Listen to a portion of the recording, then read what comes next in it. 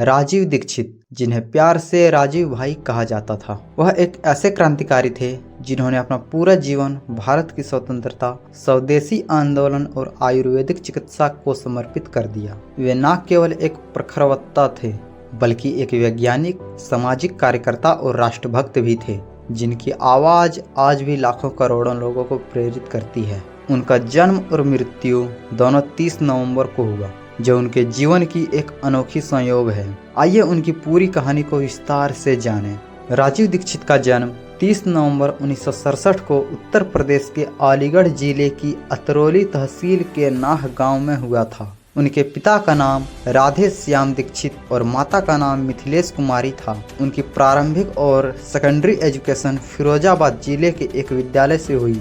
इसके पहले उन्होंने इलाहाबाद शहर के जेके इंस्टीट्यूट से बीटेक की उपाधि प्राप्त की। तकनीकी शिक्षा प्राप्त करने के बावजूद राजीव दीक्षित का झुकाव भारत की प्राचीन प्रणालियों और पारंपरिक ज्ञान की ओर हुआ। इलाहाबाद में बीटेक की शिक्षा के दौरान ही वे बनवारी लाल शर्मा द्वारा स्थापित आज़ादी बचाओ आंदोलन से जुड़ गए, जो उस समय इलाहाबाद विश्वविद्यालय में गणित के मुख्य शिक्षक थे। यह जुड़ाव उनके जीवन का एक महत्वपूर्ण मोड़ था, जिसने उसके विचारों को एक नई दिशा दी। यह दर्शाता है कि उनकी सोच केवल एक तकनीकी समाधान तक सीमित नहीं थी, बल्कि भारत की समस्याओं के लिए पारंपरिक और स्वदेशी समाधान खोजने पर केंद्रित था। राजीव दीक्षित का विचारधारा एक केंद्रीय स्तंभ स्वतंत्रता और आज़ादी के बीच का उनका भेद था।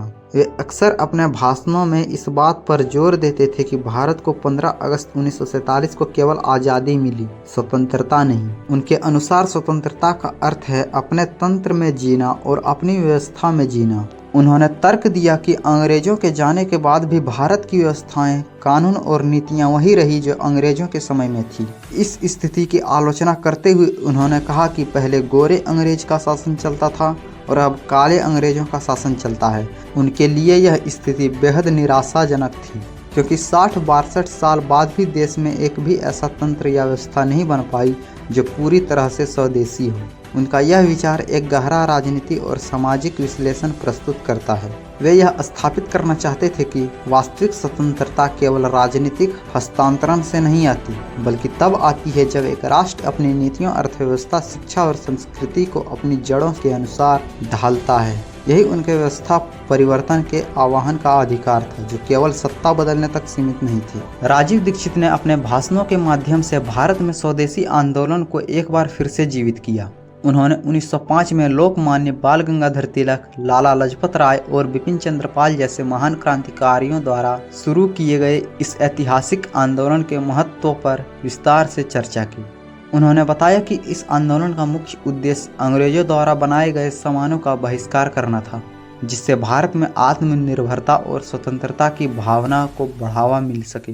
पुणे के शनिवार वाड़ा में 7 दिसंबर 1905 को विदेशी कपड़ों की होली जलाने की घटना ने इस आंदोलन की चिंगारी को पूरे देश में फैला दिया था। यह आंदोलन 1905 से 1911 के बीच भारत के लगभग 600 शहरों में फैल गया और इसमें 1 करोड़ से अधिक कार्यकर्ता तैयार हुए।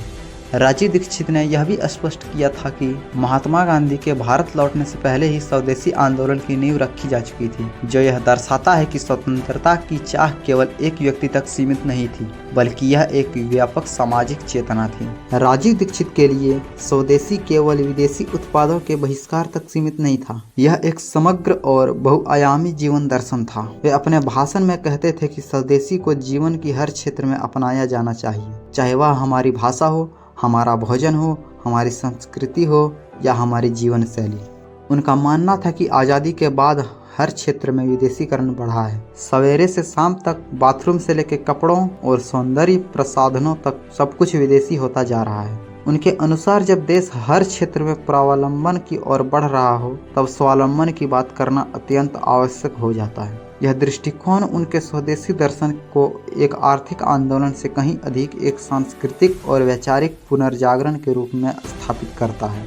राजीव दीक्षित ने भारत के गौरवशाली अतीत को अपने विचारों का आधार बनाया। उन्होंने भारत को एक समय सोने की चिड़िया बताया, जहां इतना सोना था कि सोने के मंदिर तक बनाए गए, जो दुनिया में कहीं और नहीं पाए जाते। अपनी बात को और पुष्टि करने के लिए उन्होंने थॉमस बेबिंगटन मैकाले के एक कथित भाषण का संदर्भ दिया, जिसमें मैकाले ने कहा था कि उसने भारत में 17 साल के अपने प्रवास में एक भी भिखारी या बेरोजगार व्यक्ति नहीं देखा। इसके अलावा उन्होंने 1813 की ब्रिटिश बहस का अलावा दिया, जिसमें कहा गया था कि दुनिया के कुल उत्पादन का 43% अकेले भारत में होता है और भारत एक कृषि प्रधान देश होने के साथ साथ एक सर्वश्रेष्ठ औद्योगिक और व्यापारिक देश भी है। उन्होंने इस बात को स्थापित किया कि भारत की वर्तमान गरीबी कोई आंतरिक समस्या नहीं थी, बल्कि यह अंग्रेजों द्वारा 175 सालों की लूट का परिणाम थी, जिसके कारण 20 करोड़ की आबादी में से 17.5 करोड़ लोग गरीब हो गए थे। इस तरह उन्होंने एक शक्तिशाली ऐतिहासिक आख्यान का निर्माण किया, जिसने उनकी विचारधारा को एक ऐतिहासिक वैधता प्रदान की और उनकी व्यवस्था परिवर्तन की मांग को न्याय संगत ठहराया। सन 2005 के आसपास राजीव दीक्षित ने भारत स्वाभिमान आंदोलन से जुड़कर एक नई यात्रा शुरू की। उन्हें इस संगठन का राष्ट्रीय महासचिव बनाया गया। इस मंच से उन्होंने बाबा रामदेव के साथ मिलकर योग, आयुर्वेद और स्वदेशी को पूरे देश में लोकप्रिय बनाया। उन्होंने देश भर में यात्राएं की और अपने भाषणों के माध्यम से लोगों को भारतीयता और आत्मनिर्भरता के सिद्धांतों से परिचित कराया। उनकी यात्राओं के कारण वे भारत के पूर्व से पश्चिम, उत्तर से दक्षिण तक 4 बार भ्रमण कर चुके थे। राजीव दीक्षित का जीवन एक गंभीर विरोधाभास से भरा रहा।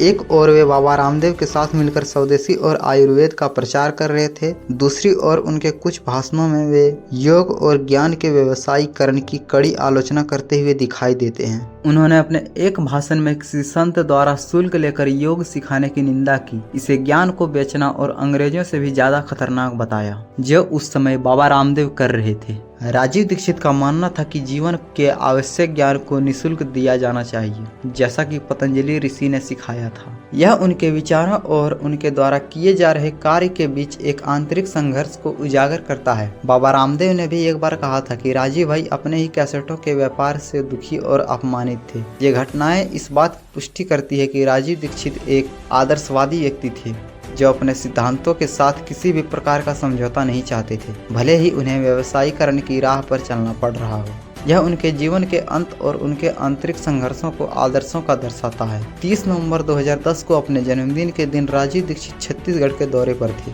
दुर्ग में एक विशाल जनसभा के बाद भिलाई जाते समय उनकी तबीयत अचानक खराब हो गई। उन्हें भिलाई के एक सरकारी अस्पताल में भर्ती कराया गया और बाद में अपोलो BSR हॉस्पिटल ले जाया गया, जहाँ डॉक्टर ने उन्हें मृत घोषित कर दिया। उनकी मृत्यु का आधिकारिक कारण दिल का दौरा पड़ना बताया गया और उस समय उनकी आयु मात्र 43 वर्ष थी। राजीव दीक्षित की मौत को लेकर कई सवाल उठे और उनके समर्थकों ने इसे एक सामान्य मृत्यु मानने से इनकार कर दिया। समर्थकों ने दावा किया कि उनकी मौत दिल का दौरा पड़ने से नहीं, बल्कि जहर दिए जाने से हुई थी। उनके इस दावे का आधार यह था कि शव को जब हरिद्वार लाया गया तो उनके ओठ नीले पड़ चुके थे, त्वचा उजड़ी हुई थी और नाक के पास काले नीले रंग का खून जमा हुआ था। समर्थकों की मांग के बावजूद उनके परिवार ने पोस्टमार्टम कराने से इनकार कर दिया और उनका अंतिम संस्कार जल्दबाजी में कर दिया गया। एक मृत्यु स्थिति में पोस्टमार्टम न कराना किसी भी आधिकारिक निष्कर्ष को संदेह के घेरे में ला देता है और सबूतों को पूरी तरह से नष्ट कर देता है। बहुत लोगों का यह मानना है कि उनके परिवार को भी जान से मारने की धमकी मिली थी, जिस वजह से उन्होंने राजीव दीक्षित का पोस्टमार्टम नहीं कराया। मामले की गंभीरता को देखते हुए 2019 में प्रधानमंत्री कार्यालय PMO ने छत्तीसगढ़ की दुर्ग पुलिस को इस समस्याई मौत के दोबारा जांच करने का आदेश दिया। हालांकि 4.5 साल से अधिक समय बीत जाने के बाद भी इस जाँच को लेकर सार्वजनिक पटल पर कोई सूचना या अपडेट उपलब्ध नहीं है। उनकी मौत का कारण आज भी अज्ञात और अनिश्चय बना हुआ है। राजीव दीक्षित की विरासत का सबसे महत्वपूर्ण पहलू उनके विचारों का भारत अर्थव्यवस्था और उद्योग पर बड़ा प्रभाव है। उन्हें स्वदेशी और आत्मनिर्भरता की नीतियों का जो ब्रिलियंस दिया, उसका उपयोग पतंजलि, डाबर, हिमालय और ऑर्गेनिक इंडियन जैसी कई कंपनियों ने अरबों कमाने के लिए किया। उदाहरण के लिए 2004 में केवल 200 करोड़ का एलोवेरा उद्योग आज 15,000 करोड़ से अधिक का हो गया है, जिसका श्रेय बड़े हिस्से में राजीव दीक्षित द्वारा प्रचारित नीतियों को जाता है। इसी तरह ऑर्गेनिक इंडिया जैसे कंपनी जो 2004 में 500 करोड़ की थी, आज 5,000 करोड़ से अधिक व्यवसाय कर रही है, जिसकी सफलता का एक बड़ा हिस्सा उसके द्वारा जगाए गए स्वदेशी विचार को जाता है। इस प्रकार उन्होंने ऐसे उद्योग खड़ा करने में अप्रत्यक्ष रूप से मदद की, जिसका वह स्वयं व्यवसायीकरण होते देखना चाहते थे। राजीव दीक्षित की लोकप्रियता बाबा रामदेव से भी ज्यादा रहे। उनकी मौत के बाद उनके भाषण ऑडियो, वीडियो और सीडी के जरिए फैले। आज यूट्यूब और ऐप्स में उनके लाखों फॉलोअर्स हैं। वे कहते थे, विचार कभी मरते नहीं। उनकी शिक्षाएं आज भी स्वदेशी आयुर्वेद और राष्ट्रवाद की प्रेरणा देती है। राजीव भाई का जीवन एक संदेश है। भारत को मजबूत बनाने के लिए स्वदेशी अपना, विदेशी प्रभाव से बचो। राजीव दीक्षित जैसा कोई दोबारा नहीं आएगा, लेकिन उनकी आवाज़ हमेशा गूंजती रहेगी। जय हिंद।